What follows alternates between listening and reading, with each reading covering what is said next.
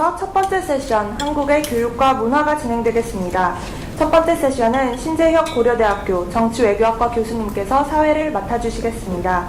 신재혁 교수님을 큰 박수로 맞아주시기 바랍니다.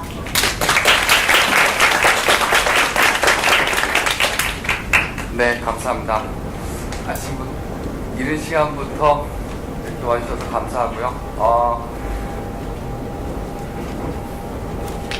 저기 프로그램 보시면 아시다시피 세션 둘로 나눠져 있습니다. 첫 번째 세션에서는 한국의 교육과 문화에 대해 가지고, 두 번째 세션은 한국의 정치와 사회에 대해 가지고 다양한 주제로 재밌는 에세이들을 발표해 주실 텐데요.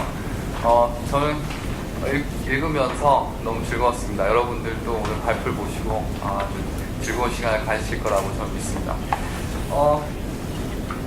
시간이 9시 10분부터 이제 발표를 시작해야 되는데요. 시간이 좀 지체됐습니다. 근데 오늘 7개 에세이를 발표해 주실 테고, 한 에세이당 2분의 토론자들께서 또 지정 토론을 해 주실 테고, 또 청중 여러분들께서도 또 참여하실 시간을 또 드리고 싶어서 제 사회자로서 저의 가장 큰 역할은 시간을 철저하게 엄수토록 하는 게 이제 가장 중요한 역할 같고요. 각 발표자는 10분씩 발표를 해주시고, 지정 토론자분들께서는 한 분당 2분씩 지정 토론을 해주시고요. 지정 토론이 끝난 다음에 발표를 3분 다 듣고 지정 토론을 또 다 하고, 그 다음에 이제 발표자분들께서 지정 토론자들의 질문에 대해서 응답을 해주시고, 그 다음에 이제 청중 여러분들이 참여한 시간을 갖도록 이렇게 하겠습니다. 첫 번째, 알렉산드로바 요탄카 씨, 고려대학교 정치외교학과 박사과정 학생, 왜 한국은 해외에서 평판이 낮은가, 여기부터 이제 발표를 듣도록 하겠습니다. 네, 안녕하십니까. 고려대학교 정치외교학과 박사과정 요탄카 알렉산드로바라고 합니다.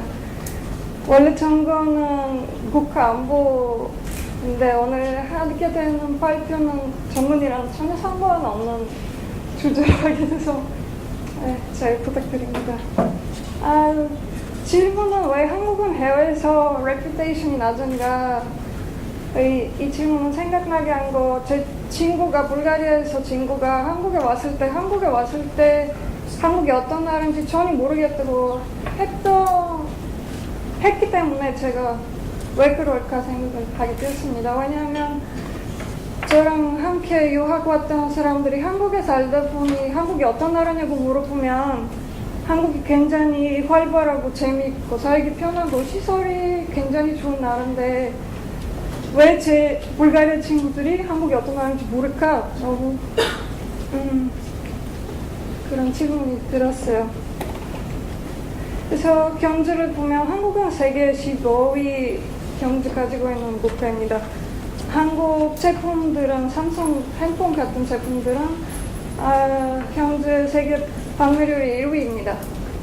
저는 우리나라만 생각해도 택시들, 모든 택시들 현대자동차입니다. 그래서 그만큼 경제가 강한 나라라고 볼 수 있습니다. 전체적으로 세계 20위 민주주의 아시아에서 1등입니다. 민주주의가 제일 안전하고 제일 사회적으로 안전한 국가입니다. 아시아에서. 그리고 세계에서 20위라면 굉장히 높은 수준입니다. 그거랑 비교했을 때 한국의 레퓨테이션이 50개국 중에서 세계 34위입니다.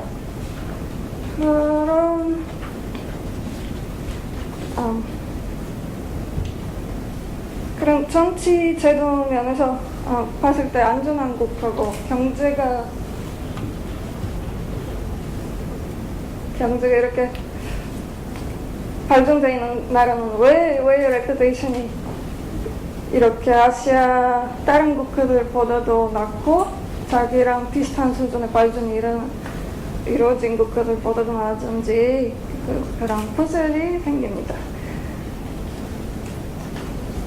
reputation, 평판이라는 게 왜 이렇게 중요할까라고 하면 일단 reputation 치수는 5점으로만 높이면 관광객들이 12%로 올라간다고 합니다.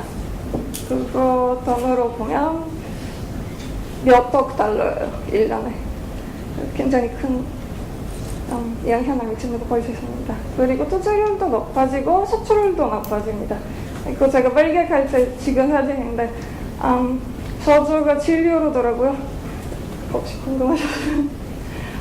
그리고 외교 관계도 나아지고 외국 전문가도 많이 오고 한국 전문가들이랑 같이 일을 하면서 현실 이노베이션이 일어나기 당연한 것이고 그런 면에서 모든 나라들 레퓨테이션을 굉장히 중요하게 여긴다고 봅니다. 여기 보시면 IMD라는 스위스에 있는 조금 유명한 대학교에서 국가 경쟁력 지수를 잽니다. 그 경쟁력 지수는 통계를 보고 전문가를 평가를 보고 객관적으로 어떤 국가의 경쟁력이 어떻게 되는지 조정하는 지수인데 이제 밑에서 보시면 Reputation Institute 이거 국가 Reputation을 재는 기관인데 Reputation Institute의 지수는 그런 통계 보는 게 아니고 설문조사로 그 G8 국가들 설문조사를 하면서 어떤 나라의 경제나 정치나 사회나에 대한 인식을 재는 것입니다. 실제 상황은 아니고 사람들이 이 나라를 어떻게 보는지 설문조사하는 거예요. 대부분 경우에 이 두 지수는 겹치는 겁니다. 어떤 경제력 여기 정도 있으면 그러면 reputation도 이 정도 되는 것입니다. 물론 몇 개국들은 여기 이탈리, 스페인 같은 나라들이 괜히 인기 많다고 할 수도 있습니다. 자기 경쟁력보다 인기가 조금 더 높다 그런 나라들이 있는데 한국 같은 경우에는 여기 있습니다. 그래서 자기 이루시는 reputation 여기쯤 될 것입니다. 그래서 이 차이는 쉽게 말해서 인식의 차이라고 할 수 있습니다. 그래서 한국이 어떤 국가인지 문제는 아니고 외국에서 한국이 어떤 국가인지 모르는 게 문제입니다. 그래서 한국은 여기 있으니까 여기서 여기까지 어떻게 가는지 방법은 여러 가지 있겠지만 하나는 마케팅입니다. 마케팅을 통해서 인식 변화를 일으키는 것입니다. 이런 프로그램 마케팅, 국가 마케팅 프로그램은 현재 거의 대부분 국가들 한다고 볼 수 있습니다. 스페인, 스위스, 굉장히 레퓨테이션 지수 이미 굉장히 높은 나라들도 계속 캠페인하고 레퓨테이션 더 높이려고 노력을 합니다. 그리고 독일 같은 경우에는 5년 만에 5점을 높였고 싱가포르도 비슷하게 캠페인으로 통해서 자기 레퓨테이션을 많이 높였습니다. 한국 캠페인들 살펴보면 일단 Korea Sparkling 예전에 지나했던 캠페인이고 성공이라고 하기가 어렵다고 전문가 평가입니다. 일단 그 캠페인 이름부터 Korea Sparkling 원어민 입장에서 굉장히 어색합니다. 그래서 또 다른 예는 한식 세계화 캠페인인데요. 여기 보시는 거 타임스퀘어예요. 뉴욕에서. 거기서 비빔밥 좀 컬러풀한 이런 광고를 한 건데 여기 보시면 무한도전 주인공들입니다. 네, 저도 알고 여기 계신 분 다 아는데 미국 사람들은 모릅니다.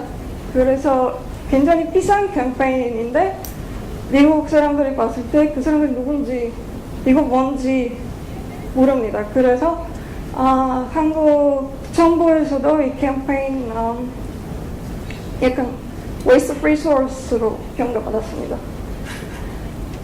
잠시만요, 제 말이 아니에요. 그리고 이제 이명박 대통령이 열린 국가 브랜드 위원회입니다. 여기 보시다시피 한국의 브랜드, 한국의 이미지 문제 있다는 거 이미 알아내고 대책을 세우려고 하는데 아직까지 한국 브랜드 로고나 그런 거 아직도 없습니다. 그리고 최초자는 이거 이유는 세 가지 행정부의 특징 때문입니다. 일단 민주주의고요. 민주주의는 모든 것을 한국 기준으로 평가하기 때문에 외국에서 팔기가 어렵습니다. 예를 들어서 한국에서 잘 팔리는 거, 한국이 자랑하는 거, 한국이 보여주고 싶은 거, 외국에서 이렇게 인기 많지 않다는 거는 인식을 하지 못하는지 안 하는지 해외에서 호수선이 떨어집니다. 어필가 떨어집니다. 그리고 두 번째는 부장님께서 말씀하셨듯이 외부적 지향입니다. 그래서 외부로만 초점을 맞추기 때문에 내부에 있는 문제점들을 해결할 수가 없습니다. 해결하지 않으면 이미지가 바꾸지 않습니다. 여기 살고 있는 근로자라든가 여학생이라든가 문제점들 있다는 거 자기 아는 사람들한테 바로 전달하기 때문에 문제를 해결해야 외국에서도 이미지가 나아집니다. 그리고 마지막 문제 저는 근로가치관이라고 하는데 어떻게 표현해야 될지 저도 잘 모르겠습니다. 일단 젊은 사람들의 목소리가 잘 들리지 않습니다. 그렇기 때문에 혁신, 이노베이션 일어나기가 어렵고, 그리고 두 번째 문제는 이 점에서는 행정부 간에 지속성이 없습니다. 한 행정부가 했던 캠페인 다음 행정부 오면 바로 바꿉니다. 지속성이 없으면 마케팅 캠페인에서 성공 이루기가 굉장히 어렵습니다. 그래서 인식평가 이루어지는 게 어렵습니다. 그리고 네, 시간이 다 됐으니까 이걸로 마치겠습니다. 그리고 이해입니다.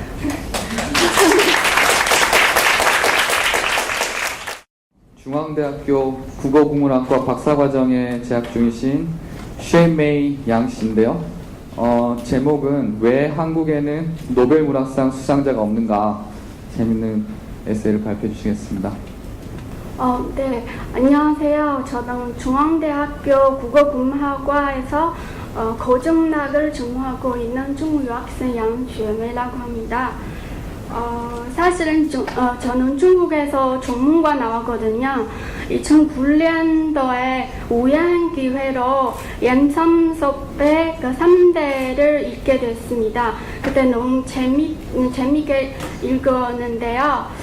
그래서 그때부터 한국어를 공부 시작했고 2012년에 석사 과정 끝나고 나서 한국 문학을 더 깊이 알고 싶어서 한국에 유학 왔기 때문에 왜 한국에는 노벨문학상 수상자가 없는가에 대해서 관심이 많을 수밖에 없습니다. 그래서 제가 이 주제를 선택했고요.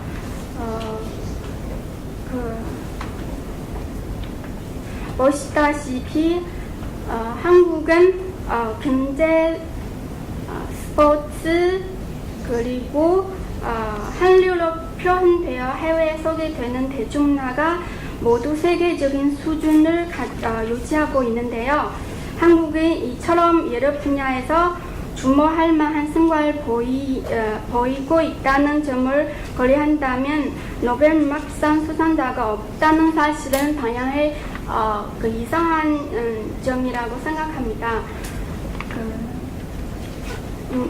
노벨문학상은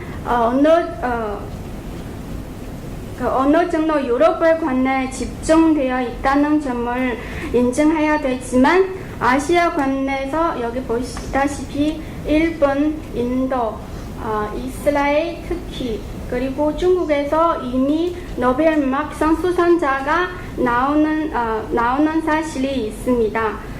그래서 한국은 왜 노벨문학상을 수상자를 내지 못하는 것인가에 대해서 더 궁금해지는 겁니다.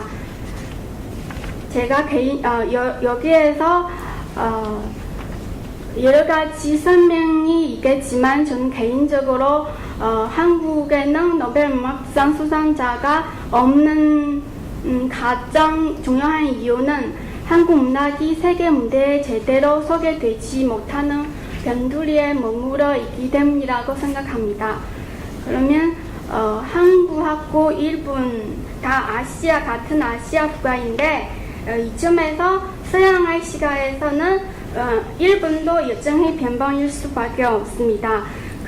일본이 한국과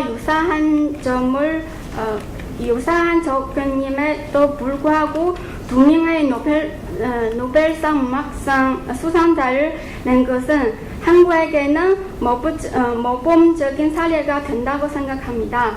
제가 여기에서 일본과의 비교를 통한 여행 분석 부분은 세 가지로 내용을 이렇게 했습니다. 첫 번째는 일단 문학 전파이고, 두 번째는 학자를 통한 문학 전파 소개이고, 세 번째는 해외 독자에 대한 직접 소개입니다. 여기를 보시면 일본 문화가 알려지기 시작한 것은 19세기 중반입니다. 그리고 미술품, 오리가미, 하이쿠 등등 이런 문화 바탕에서 일본 문화가 알려지고 있는 겁니다. 한국의 같은 경우에는 알려지기 시작한 것은 21세기 초입니다. 그리고 시작한 것은 고전소설의 소개입니다. 두 번째 학자를 통한 문학작품 소개인데요.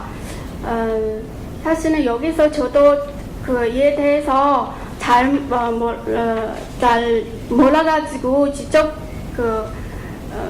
베이징에 있는 일본 문학 연구소에 전화했고, 그리고 직접 강남에 가서 한국 문학 번역 연구원에 또 가서 여쭤봤고, 결과는 해외 일본학 연구 시기는 지난 60년대부터 있고, 그리고 한국화 연구 시기는 지난 90년대부터입니다.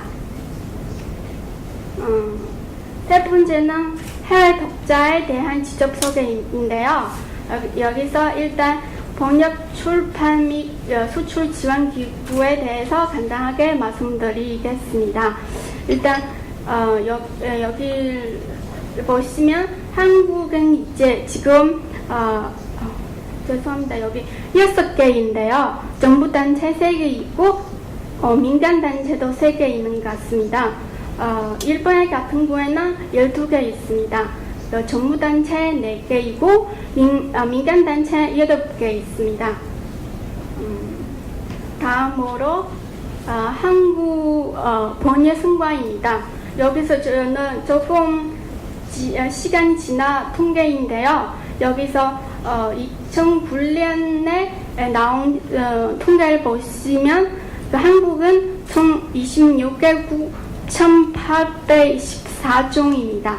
일본 같은 경우는 작년 말까지는 약 2만원 종입니다. 여기서 참고로 1990년대에는 이미 49개국에 4,200종 나왔습니다. 세 번째는 번역가에 대한 사회적 비관입니다. 지금까지는 제가 파악하기로는 한국은 아직 전문 문학 번역가가 아주 부족합니다. 지금 한국 문학 번역원에서 번역 아카데미가 설립되지만 아직은 번역가가 많이 양성하지 못했습니다. 일본 같은 경우에는 지난 60년대부터 전문 번역가를 이미 꾸준히 양성해 왔습니다. 여기를 보시면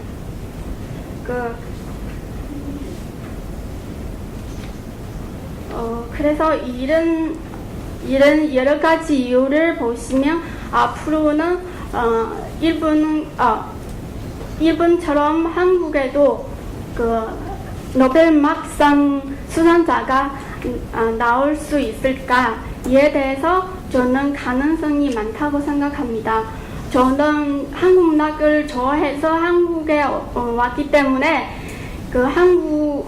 한국적인 그런 감수성과 그리고 한국만 가지고 있는 그런 감정을 많이 감동을 받았고요. 그리고 머지않아 한국에도 노벨 음악상가 나올 거라고 믿습니다. 마지막으로 머지않아 한국에도 노벨 음악상 수상자가 나오기를 바라면서 제 발표를 여기까지 끝나도록 하겠습니다. 잘 들어주셔서 감사합니다. 세 번째, 경희대학교 컨벤션 전시 경영학과 석사과정에 재학 중이신 샤오이에 장 씨께서 한국의 대학생들은 왜 이렇게 휴학을 많이 하는가에 대해서 발표해 주시겠습니다. 저는 지금 경희대학교에서 공부하고 있는 중국어 유학생입니다. 오늘 제가 발표하는 주제는 한국 대학생 휴학 현상에 대한 분석입니다. 제가 이 주제에 선택하는 이유는 제가 옛날에 한국에서 학부 생활하다가 저랑 같이 과제했던 친구들이 다음 학기에 다 사라졌어요. 다 어디 가는지 알아봤더니 다 휴학한다고. 그래서 내가 그때부터 한국 학생들이 휴학 많이 하는구나 이렇게 생각하고 이 주제를 쓰게 되었습니다. 네. 목차를 보면 제가 문제제기, 주장과 증거, 그리고 결론, 점검 문항 이렇게 나눠졌습니다. 문제제기부터 발표하겠습니다. 지금 한국에서 휴학생이 되게 많고 그리고 또는 휴학은 대학 문화의 하나가 되고 있습니다. 한국교육개발원의 조사 자료를 인하면 한국에서 2001년 들어 처음 90만 명을 넘어서 휴학생 수는 작년까지 11년째 딱 한 번도 90만 명 밑으로 떨어지지 않았습니다. 그리고 2010년 한국 4년제 대학의 휴학생은 전체 재적생의 31.4%를 차지하고 있고 64만 명 정도의 학생들이 휴학을 한 것으로 조사되었습니다. 2012년 한국 대학 휴학생의 전체 대학 재적생 수의 거의 300만 명 중은 94만 명 넘었습니다. 그리고 휴학률은 31.2%를 차지하고 있습니다.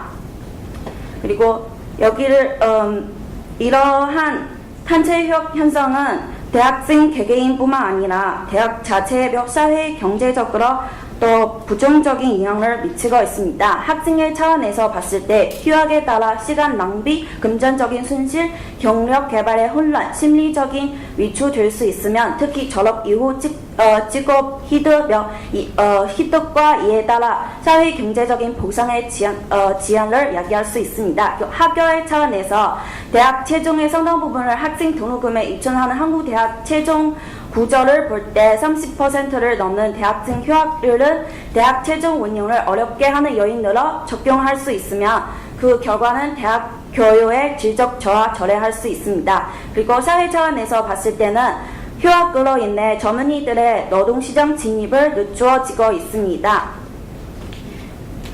그리고 지금 조선일보 뉴스에 있나면 한국 휴학생 100만 명의 시대는 휴학은 취업의 필수가 되고 5명 휴학 중은 4명이 대학 졸업장보다는 토익 성적 등 스펙이 더 중요하다고 생각하고 있습니다. 지금 취업 스펙 쌓기 위해서 한국 대학생들이 보통 원하는 직장에서 필요로 하는 스펙을 쌓기 위해서 휴학을 많이 해야 한다고 생각하지만 미국이나 일본의 대학생들이 그냥 학생의 신분으로 사회에 참여하는 것을 좋아해서 주로 방학 때 인턴을 많이 한다고 합니다. 왜 한국에서 매년 한 100만 명에 가까운 많은 학생이 휴학하고 있을까요? 그리고 또는 왜 똑같이 경제 위기로 취업이 어려워지는 다른 나라에서 거의 볼 수 없는 단체 휴학이 한국에서 젊은이들에게 유행하는 관념이 되고 또 한 문화가 형성되었을까요? 주장과 근거를 보면 지금 제가 대학생들이 휴학하는 이유 제가 이렇게 남자 군입대 등록금 인상 문제로 경제적인 부담, 현실을 회비, 각종 자격증 따기, 어학연수, 그리고 대기업 인터뷰, 사회 경험, 그리고 명목적으로 따라가는 이런 식으로 나누어졌습니다.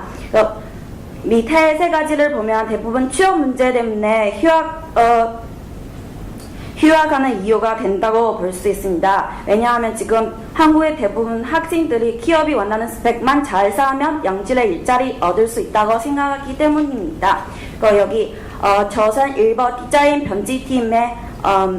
편집팀이 한국의 1000명 휴학생의 대상으로 설문한 결과를 보면 각종 시험 준비 제일 큰 비중을 차지하고 있고 그 다음에 휴식, 인턴 등 사회 경험 등 요인으로 휴학을 많이 한다는 것을 알 수 있습니다. 그리고 이거는 아주 경제 뉴스에 따르면 대학생 315명을 대상으로 귀하는 올해 휴학 계획이 있습니까?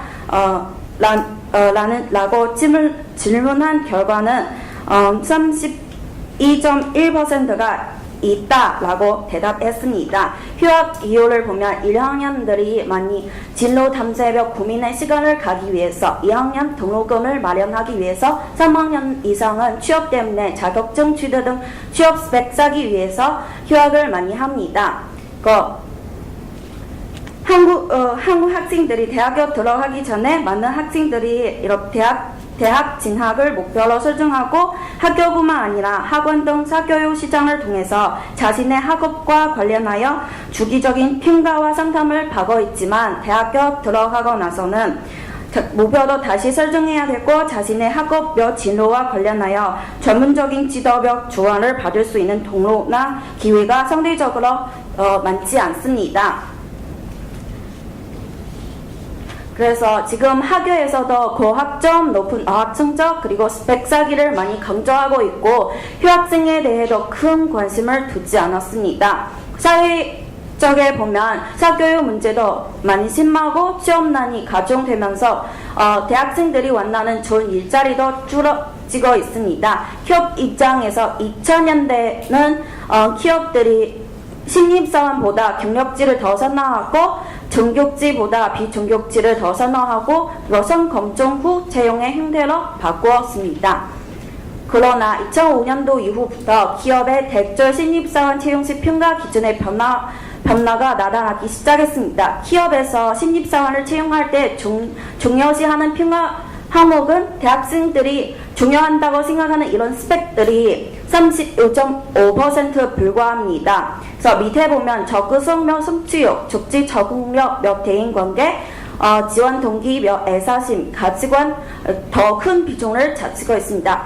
그래서 지금 스펙이 성공 취업에 미치는 영향을 줄어들고 있다는 말입니다. 그래서 지금 스펙이 그렇게 중요하지 않다는 것을 밝혀도 많은 대학생들이 여전히 스펙이 쌓아야 원하는 일자리 얻을 수 있다는 생각을 가지고 있습니다. 왜냐하면 이거 한국 사람들이 어렸을 때부터 다른 학생들과의 경쟁을 위해 사교육을 더 많이 투자하고 미래에 좋은 직업을 가는 가능성을 얼마만큼의 진로 사교육을 받았는지와도 관련한다고 생각하기 때문이다. 예를 들어 높은 영어 성적 또는 비싼 학원을 다니지 않으면 다른 학생과 점수를 두고서는 공정하게 경쟁하기가 어렵다고 생각하고 있습니다. 또는 많은 스펙이 있는 기준으로 기업들이 사람을 뽑아던 과거 사회적인 배경 이석이 때문입니다. 그래서 대학생들이 스펙이라는 것을 놓지 못하는 것은 불안한 사회적인 흐름의 생존 위협을 받고 있기 때문이라고 생각합니다. 지금 결론으로 넘어가겠습니다. 지금 대학생들이 휴학 요인을 보면 크게 어학 연수, 자격증 등 스펙 쌓기, 인턴 경험, 진로를 고민하는 시간, 명목적으로 따라가는 경쟁 의식 등으로 나눌 수 있습니다. 다시 말하자면 대학생들이 휴학하는 요인 대부분은 취업 때문이라고 할 수 있습니다. 그리고 지금 요새 한국 대부분 기업들의 채용 문화가 변화가 있습니다. 그래서 대학생들이 취직하기 전에 기업이 원하는 인재상의 변화가 있다는 사실에 관심을 기울이고 스펙 쌓기보다는 자신만의 장점과 열정을 스토리화할 수 있으면 좋을 것입니다.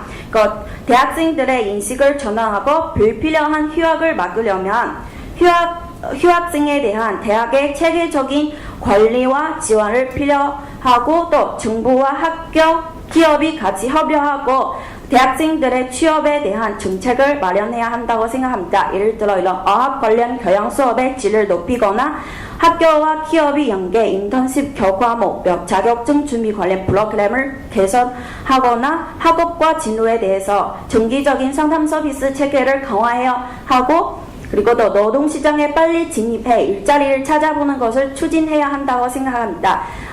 그리고 마지막 제가 이 에세이를 쓰면서 한국 대학생 휴학 여행에 대한 연구가 그렇게 많지 않다는 것을 알았습니다. 그래서 대학생 전체 휴학에 대한 더 많은 연구가 필요한다고 생각합니다.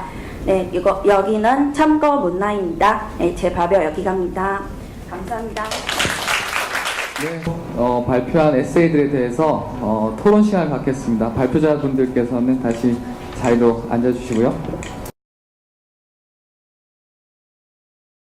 토론 시간은 먼저 그 지정 토론자분들께서 먼저 그 말씀을 해주시고 거기에 대해서 발표자분들 간단하게 응답을 하시고 이후에 이제 청중 여러분들과 함께 토론할 시간을 갖겠습니다. 먼저 첫 번째 에세이 알렉산드로바 씨의 왜 한국은 해외에서 평판이 낮은가 이 에세이에 대해서는 안중현 씨와 이윤진 씨가 토론을 해주시겠습니다. 안중현 씨는 펜실베니아 대학교 경제학과에 지금 재학 중이시고요. 이윤진 씨는 하버드대 정치학과 박사과정에 재학 중이십니다. 각각 2분 정도로 짧게 토론해 주시기 바랍니다. 네, 안녕하십니까. 안중현이라고 합니다. 먼저 알렉산드로바 씨의 발표 너무나도 잘 들었습니다. 특히 그 마케팅의 실패 요인에 대해서 사례 제시 이외에 그 한국의 행정부 문화 특성에서 실패 요인을 설명한 것에 대해서 너무나도 흥미롭게 들었습니다. 제가 한 가지 질문 드리고 싶은 거는 이제 이 글에서 한국에 대한 잘못된 인식 때문에 그 한국의 경쟁력과 평판의 격차가 생긴다고 말씀을 해주셨는데 저 같은 경우는 이 잘못된 인식의 원인이 한국인들의 자국에 대한 관심이 적은 이유도 있고 또한 그 아까 알렉산드로바 씨께서 말씀해 주신 것처럼 외국 사람들이 한국에 대해서 잘 알지 못하기 때문이라고 생각합니다. 그 이외에 그 잘못된 인식을 가지고 있는 이유가 무엇인지 그리고 알렉산드로바 씨께서는 한국에 대한 잘못된 인식에는 무엇이 있는지에 대해서 말씀해 주셨으면 감사드리겠습니다. 알렉산드로바 씨 너무 페이퍼 잘 읽었습니다. 그 한국 사회의 특유한 그런 사회 문화를 너무 잘 이해하고 있어서 외국인인지 진짜 이름을 다시 확인할 정도로 놀랐고요. 그 에세이 처음 부분에 질문을 할 때 좀 더 모티베이트 시키기 위해서 아까 그 correlation 있었잖아요. competitiveness랑 reputation index. 거기서 왜 한국은 차이가 있고 다른 나라는 우리가 expect한 대로 그 correlation 위에 있는지 그리고 그 차이가 왜 한국은 많이 나고 다른 나라는 조금 나는지 그런 식으로 딱 질문을 comparative하게 던지면 이 페이퍼가 어디로 가는구나 하고 더 명확해질 것 같다는 생각이 들었고요. 그리고 그 차이가 왜 나고 한국은 왜 많이 나고 다른 나라는 적게 나는지에 대한 theory가 있다면 그 assumptions랑 theory도 앞부분, 중간 부분에 소개해주면 더 좋을 것 같다는 생각이 들었어요.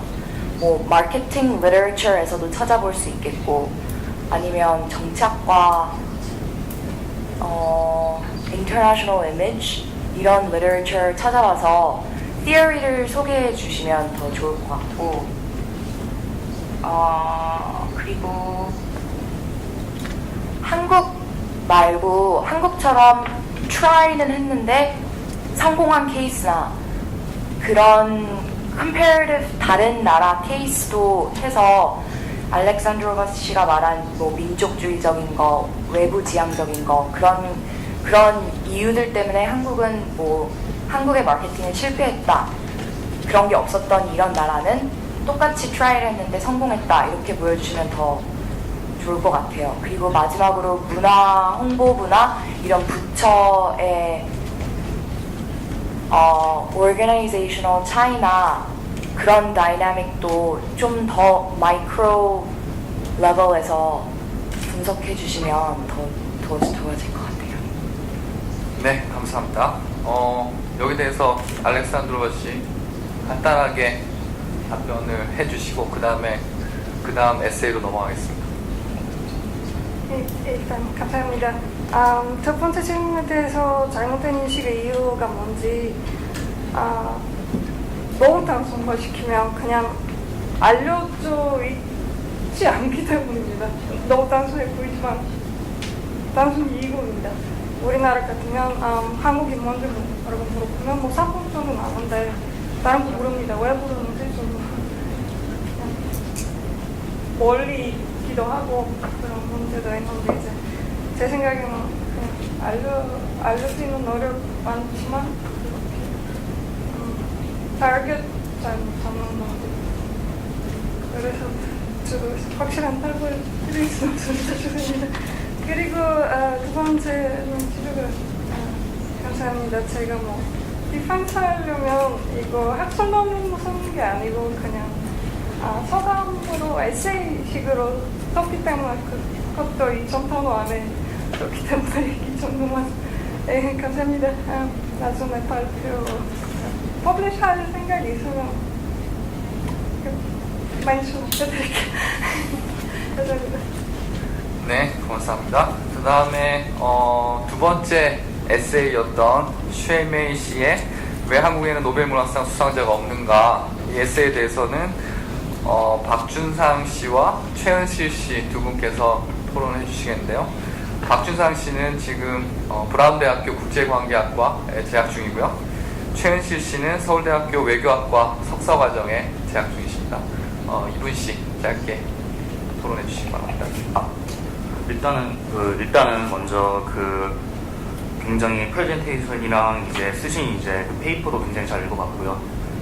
이제 번역이란 것이 비단 문학뿐만 아니라 한국에서 인문학의 발전을 위해 굉장히 중요하다는 점에 크게 공감했고, 이제 전체적인 이제 논리나 짜임새도 굉장히 만족스러운 페이퍼였습니다. 다만 이제 한 가지 아쉬운 점은 도입 부분에서 제가 주목했던 부분이 일본의 노벨 문학상 수상 연도가 각각 1968년 그리고 1994년으로 간격이 크다고 말씀하셨어요. 근데 그 뒤에 일본의 문화 전파를 위한 역사를 논할 때 1968년부터 1994년 사이의 간격에 집중하셨으면 뭔가 더 좋은 트랙이 나왔을 것 같아요.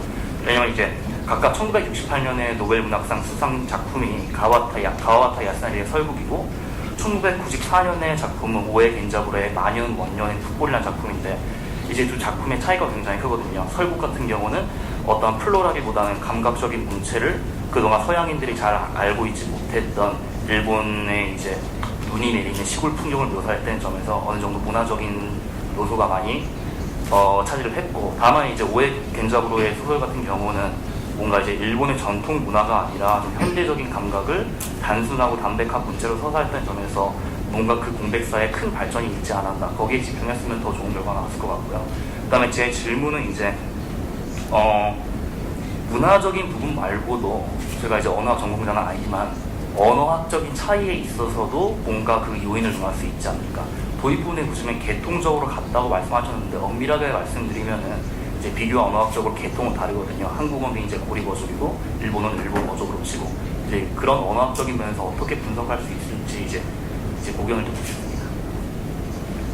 네, 저는 이 노벨문학상 수상자가 왜 한국에서 나오지 않는지에 대한 에세이를 굉장히 재밌게 읽었고, 한국 대중문화의 성공이라는 것이 단순히 한 측면에서뿐만 아니라 다양한 분야에서 일어나는 것이 중요하고, 또 이 분야의 다양성을 어떻게 꾀할 수 있는지에 대한 측면에서 이러한 문제제기가 굉장히 흥미롭다고 먼저 생각을 하고 굉장히 재미있게 읽었습니다. 그리고 하나 코멘트, 제가 이 페이퍼를 읽으면서 드는 생각이 오히려 일본과 비교했을 때 한국 내적으로 그 문학적 토양이 어떠한가, 뭐 작가와 작품의 문제라든지 아니면 국내 독자층의 문제라든지 출판 시장의 문제라든지 좀 이런 것들을 생각해볼 수 있는 기회가 돼서 너무 이제 좋았고요. 이제 좀 페이퍼가 좋긴 하지만 몇 가지 질문이 있었는데 그 첫 번째로는 그 잠깐 지적해 주시긴 했지만 노벨 문학 수상자가 대체적으로 유럽에 많이 편중되어 있는 것을 제가 알게 되었어요. 근데 이제 한국에서 노벨 문학 수상자가 배출되지 않은 것은 국내적인 여건도 있지만 전반적으로 아시아 문학 시장이라든지 아니면 그 아시아 작가가 노벨 문학상을 수상하기 어려운 그런 구조적인 측면도 있지 않은가, 이것에 대한 비판적인 견해를 견지하는 것도 좀 좋지 않을까라는 생각이 들었고, 또 노벨 문학상 수상이라는 게 어떠한 방식으로 이루어지는지에 대한 그 과정이 굉장히 불투명하다는 제가 기사를 어제 읽었어요. 그렇기 때문에 좀 서구 지향적인 국변주의를 어떻게 지향을 해야만, 그 말하는 것처럼 어떻게 지향을 해야만, 그리고 어떤 기준을 충족을 해야만 이게 이루어질 수 있는 건지에 대한 좀 성찰이 조금 더 필요하다고 생각을 했고, 여기서 노벨 문학 수상작이라는 것에 대한 평판만이 훌륭한 작품을 가르는 기준이 될 수는 없을 것이다 라는 시각도 견지해보면 좋을 것 같습니다. 그리고 몇 가지 더 질문을 지적을 하고 싶은 것은 그 일본과의 비교를 했는데 조금 깊이 있다기보다는 도식적인 비교가 아니었는지라는 생각이 많이 들었어요. 오히려 작년에 처음으로 중국에서 노벨문학 수상자가 나왔는데 좀 한중일이라든지 아니면 아시아 전반에서 어떻게 노벨 문학상을 수상하게 되었는지를 더욱더 깊이 있게 비교해봤으면 더 좋았을 것 같다라는 생각이 듭니다. 그리고 이제 왜 노벨문학 수상자가 없는지에 대한 그런 요인에 대한 분석을 해주시긴 했는데 실질적으로 지금까지 분석됐던 그런 요인들과 많이 겹치고 있는 것 같아요. 그래서 오히려 세계 문학의 트렌드가 있고 또 이것에 반영이 되었는지 안 되었는지의 여부라든지 아니면 해외 출판 시장의 그런 문제라든지 조금 더 요인을 다양화시켜서 설명했다면 어땠을까라는 아쉬움이 남고요. 그냥 마지막으로는 그냥 간단한 건데 좀 많은 통계 자료라든지 아니면 내용들, 수치들 같은 것이 인용되어 있는데 참고 문헌이 없어요. 그래서 참고해보고 싶었는데 제가 볼 수가 없었어요. 그래서 나중에 에세이를 쓰시더라도 참고 문헌을 꼼꼼히 체크해줘서 써주셨으면 좋겠다는 생각을 했습니다. 네, 감사합니다. 여기 대해서 슈에메이 씨 간단하게 답변해 주시겠습니까? 많이 말씀해주셔서 감사합니다. 일단 제가 처음 질문이 혹시 다시 한번 말씀해 주실 수 있어요? 예, 제가 드렸던 질문은 이제 한국어랑 일본어랑 이제 언어학적으로 개통이 다른데 그럼 그런 언어학적인 차이에 근거해서 분석할 수 있지 않을까 하는 질문이었습니다.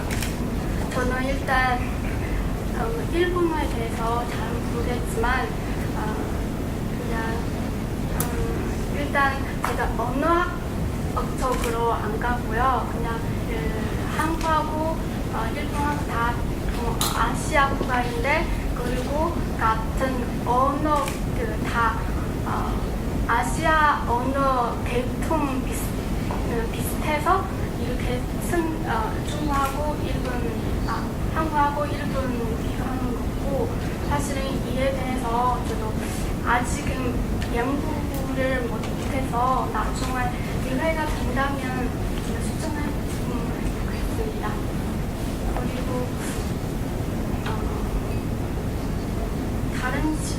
다른 부분 질문에 대해서 저는 일단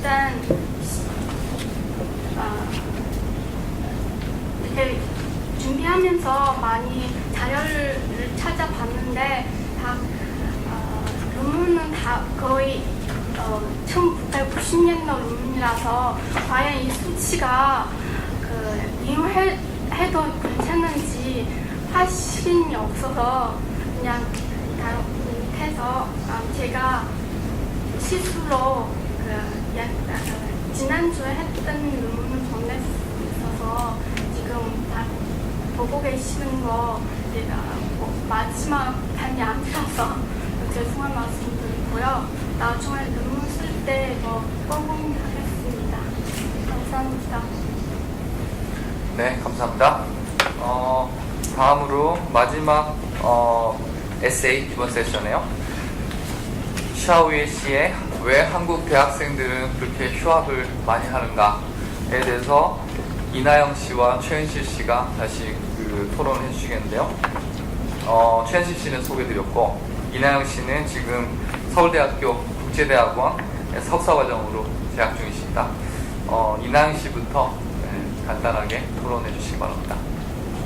네, 감사합니다. 에세이 발표 너무 잘 들었고요. 일단 한국 사람이 저보다도 사실 한국에 굉장히 다들 관심이 많으시고 또 한국어로 이렇게 페이퍼도 쓰시고 발표도 하신 게 참 적잖이 놀랐습니다. 굉장히 좋았던 점은 지금 불필요한 휴학의 문제 중에 하나로 지적을 하신 게 젊은이의 노동시장 진입 늦어진다는 점이 있었는데 제가 생각하지 못했던 부분이었기도 하고 또 지금 고령화 사회로 진입하고 있는 한국이 굉장히 시사점이 많은 문제인 것 같습니다. 약간 질문을 드리고 싶은 점은 제가 통계 자료는 없지만 미국이나 영국 같은 서양 문화에서도 립이어라고 해서 1년 정도 쉬어가는 휴학 문화가 물론 목적은 다르겠지만 굉장히 많은 걸로 알고 있는데 아까 그 휴학을 하는 원인을 지적해 주신 것처럼 보면 알 수 있지만 휴학을 하는 원인 중에 반 이상이 취업을 위한 거라는 것에서 출발을 해서 대학을 취업을 하기 위한 통과 의뢰 정도, 그다음 준비 기관으로 인식하는 그런 인식이 조금 더 기본적이고 베이스가 되는 문제가 아닐까 하는 생각이 들었어요. 그래서 그것과 연관을 해서 지금 불필요한 휴학을 줄일 수 있는 방안으로 말씀해 주신 것 중에 학교와 기업 연계 인턴십이나 또는 뭐 자격증 준비 관련 프로그램을 학교에서 개설한다든지 하는 문제는 사실 대학생 입장에서 굉장히 매력적일 수는 있겠지만 이게 오히려 대학이 취업을 위한 학원화 되는 것을 좀 부추기는 방안이 아니지 하는 생각이 약간 들어서 이 점에 대해서 한번 말씀 들어보고 싶습니다. 감사합니다. 네, 감사합니다. 최은실 씨. 네, 굉장히 재밌게 읽었고요. 또 휴학 문화가 지적해 주셨던 것처럼 학생 개인이나 사회 전반에 부정적인 영향을 미친다는 점에서 굉장히 한국 사회 경제적인 그리고 나아가 정치적인 그런 함의를 갖는 문제 의식이라고 생각을 합니다. 그리고 찾아보니까 기존 연구도 지적해 주셨던 것처럼 많이 없어서 앞으로 더욱더 다뤄줘야 될 사안이라고 많이 생각을 하고요. 한 가지 이제 큰 질문이 들었던 것은 지금 현재 가장 휴학 문화가 이제 그러니까 휴학 문화가 번지고 있는 그런 양상으로는 이제 어떤 스펙 쌓기에 대한 것을 많이 지적을 해주셨고 이것을 해결하기 위한 방법으로 대학이나 정부의 휴학생 지원이나 프로그램 마련 아니면 대학생들 자체 인식 개선을 꼽고 있는데 오히려 읽으면서 좀 의문이 들었던 것은 과연 정말 휴학 문화라는 것이 방금 지적해 주셨던 것처럼 그 스펙을 쌓기 위한 것만으로 이렇게 형성이 된 건가 그런 거로 인해서 발생하게 된 건가라는 좀 근본적인 그런 문제의식이 들었어요. 오히려 지금 요인으로 지적해 주셨던 거는 실제로 표면적인 현상을 그냥 설명해 주는 거에 지나지 않는다라는 생각이 들었는데 실질적으로 휴학에 있어서 뭐 등록금 마련 문제라는 것은 우리나라의 어떤 경제적인 구조, 대학생들이 갈수록 높아지고 있는 어떤 대학 등록금의 문제라든지 그리고 학자금 대출에 있어서 고금리 문제라든지 뭔가 이런 현상에 자리하고 있고 또 대학생들이 정체성 확립이라든지 진로에 대해서 대학에 들어와서는 잘 고민을 할 수 없다라는 걸 지적해 주시는 것도 아마 중등교육상의 어떤 입시제도의 문제라든지 교육 시스템의 문제 그리고 대학 교육, 고등교육으로 들어왔을 때 학생들의 현실적인 요구를 제대로 반영해주지 못하는 그런 어떤 구조적인 문제라든지 또 아니면 전체적인 경제 사정으로 실업률 저하와 또 회사의 어떤 인재 채용에 있어서 변화를 제대로 따라가지 못하고 있는 점이라든지 굉장히 어떤 더욱더 근본적인 요인이 설명이 되어야 이러한 현상을 설명해 줄 수 있을 것 같은데 좀 이런 근본적인 시스템 상의 것들이 지적이 많이 되고 있지 않다는 생각이 들었어요. 그래서 나중에 좀 더 나은 논문으로 발전시키기 위해서는 이러한 저변의 것들을 더욱더 많이 분석하고 탐구를 해봐야 될 것 같은 생각이 들어서 조금 아쉽습니다. 따라서 이제 해결책으로 제시된 정부 대학의 지원이라든지 학생들의 인식 변화도 부분적으로 중요하기는 하지만 좀 다른, 그러니까 아까 그 구조상의 문제를 지적했다면 조금 더 다른, 더 나은 해결책을 제시할 수 있지 않을까라는 생각이 들었습니다. 네, 첫 번째는 제가 학교에서는 우리 그냥 학문적인 것만 배웠잖아요. 그래서 만약에 기업이랑 연결해서 어떤 프로그램, 그냥 학계, 동계, 방학 때만 하는 그런 프로그램이 있었으면 좋겠다는 생각을 가지고 있는데, 예를 들어 저는 지금 관광 쪽에 전공하고 있는데, 근데 우리 학원은 방학 때는 호텔에서 하는 그런 프로그램 되게 많은데, 근데 학생들이 가서 그냥 홀서핑만 하고 20만 원만 받고 2달 하는 거 있잖아요. 근데 아무것도 배우지 못하고 다른 알바생보다 더 적게 받고, 그런데 아무것도 배울 수 없잖아요. 나중에 이런 인재도 다 요식되고, 나 호텔 다시 하고 싶지 않아요. 이런 문제도 존재하다고 생각합니다. 그래서 그런 질이 높은 그런 프로그램 만들었으면 좋겠다는 생각을 가지고 있습니다. 네, 그리고 아까 그거 얘기해 주신 거 다시 수정할게요. 기회 되다면. 감사합니다. 네, 감사합니다. 저 이제 청중 여러분들께 기회를 드리도록 하겠습니다. 저기 이 세 재미난 에세이들에 대해서 어떤 질문이나 코멘트 어떤 거든 말씀해 주시면 감사하겠습니다. 한 15분 정도 청중 여러분과 함께 토론하는 시간을 갖도록 하겠습니다. 고려대학교 재학 중인 최수근이고요. 저는 그 알렉산드로와 씨가 말씀하신 부분에 상당히 흥미롭게 들었었는데, 제가 그 에세이를 읽지 못했지만 발표만으로도 정말 많은 것을 배울 수 있었습니다. 특히 이제 거기에 대해서 질문은 아니고요, 그냥 제 의견을 하나 말씀을 드리면은, 그 아까 이제 외부 지향적이어서 내부 문제에 대한 해결이 부족하다라고 하신 부분이, 저희가 조금 해석한 부분은 이제 내부적으로 한국 문화에 대한 이해가 한국 사람도 부족한 부분이 가끔씩 있다는 느낌이 들거든요. 대표적으로 이게 보통 전통 문화 같은 것을 많이 홍보를 하는데, 그 사실 솔직하게 한국 사람이 제 입장에서 제가 잘 모르겠는 한국 문화인데 이제 해외에 있는 한국 문화라고 소개될 때 과연 이게 그 전하는 사람도 모르는 것을 전달받는 사람이 공감을 할 수 있을까, 그런 생각이 좀 들었습니다. 그래서 얼마 전에 어떤 사람이 한국에서는 그런 뭐 가야금이나 이런 전통 문화보다 그 정말 안전하게, 좀 세계적으로 드문 안전하게 밤새도록 길거리에서 놀 수 있는, 술 마시고 놀 수 있는 그런 문화가 그 훨씬 인상적이었다, 이런 이야기들이 있었는데, 그런 것들을 좀 더 많이 홍보를 하는 것도 한국을 알리는데 도움이 되지 않을까 하는 생각이 듭니다.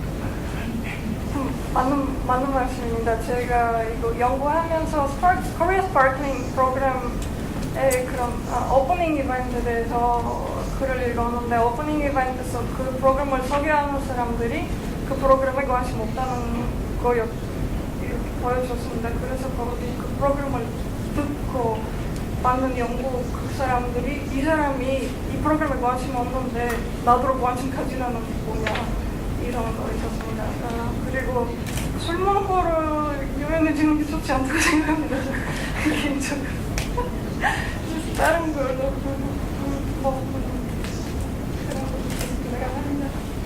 네, 안녕하세요. 영남대학교 외국어로서 한국어 교육학과 박사과정 중에 재학 중인 중국인 유학생 양성혜라고 합니다.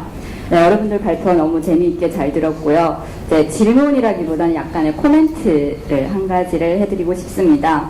네, 처음에 알렉산드로바 씨의 이제 한국이 평판 위에 낮은가를 얘기를 하시면서, 이제 한국이 그 마케팅 실패의 주요 원인으로 이제 민족주의와 이제 뭐 외부적 지향이라는 말씀을 해주셨는데, 전 여기에서 좀 더 이제 깊이 있게 그 원인을 살펴보면 이제 한국의 그런 특수한 역사의 그 원인이 좀 있지 않을까라는 생각을 해봅니다.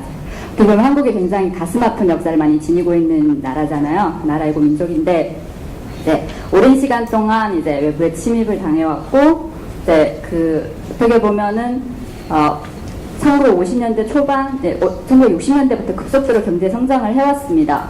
그렇게 되다 보니까 많은 아픔을 지니고 있기 때문에 일종의 과잉 보호 같은 것이 생겨난 것이 아닌가라는 생각이 들고요. 그러한 자기 민족이나 이제 국가에 대한 과잉 보호가 아까 말씀하셨던 약간의 과도한 민족주의로 발현이 된 것이 아닌가라는 생각을 해봅니다. 그래서 그렇게 급하게 경제 성장을 하고 이제 이제 국가적 위상 같은 것도 갑자기 이제 올라갔기 때문에 어떻게 보면 전통적인 것보다는 이제 급속도로 발전한 좀 더 모던한 것에 한국인들이 좀 더 이렇게 초점을 맞추고 있는 것이 아닌가라는 생각이 드는데요. 네, 전통 문화 같은 것도 이제 많이 홍보를 하고는 있습니다만 저도 개인적으로 뭐 국가브랜드위원회 행사나 이런 것에도 많이 프로그램에도 많이 참여를 해봤는데 이제 전통 문화에 대해서 홍보도 약간의 겉보기 이제 겉맛보기식이라는 그런 느낌이 많이 들었어요. 이제 뭐 예를 들어서 외국인 학생들 데리고 나가서 뭐 한복 입혀주고 뭐 김치 약간 만들고 네, 그런 걸 하면서 왜 한복을 입고 있는지 한복에는 어떠한 과학적인 원리가 담겨져 있는지에 대한 설명은 좀 많이 부족하다는 생각도 들었고요. 네, 김치 문화에 대해서도 한국에서는 왜 김치를 먹게 됐는지 어떤 좋은 점, 그러니까 김치의 좋은 점만을 많이 강조를 해요.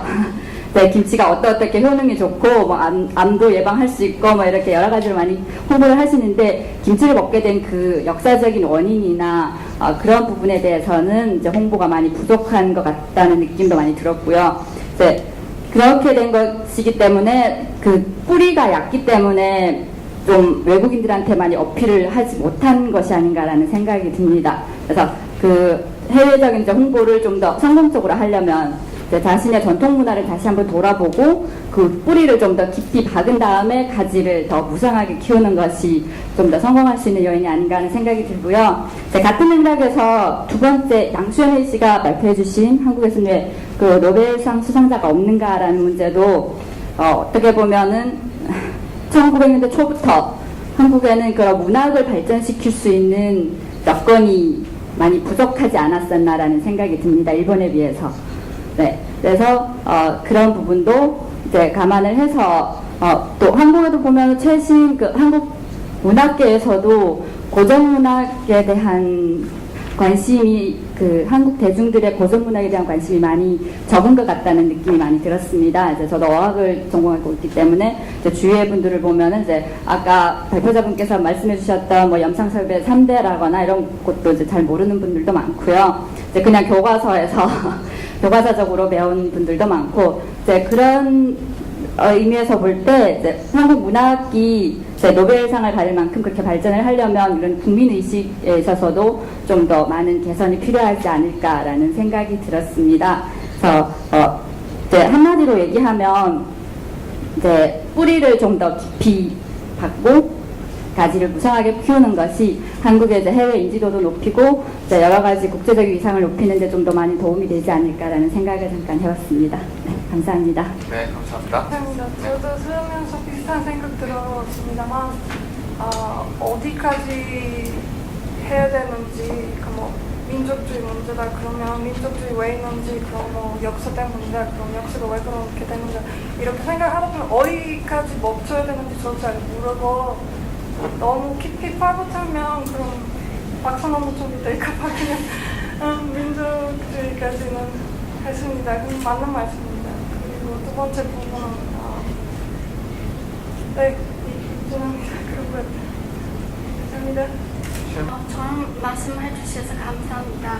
저도 그 국민의식에 강화하는 점에서 저도 많이 공감하는 점인데요.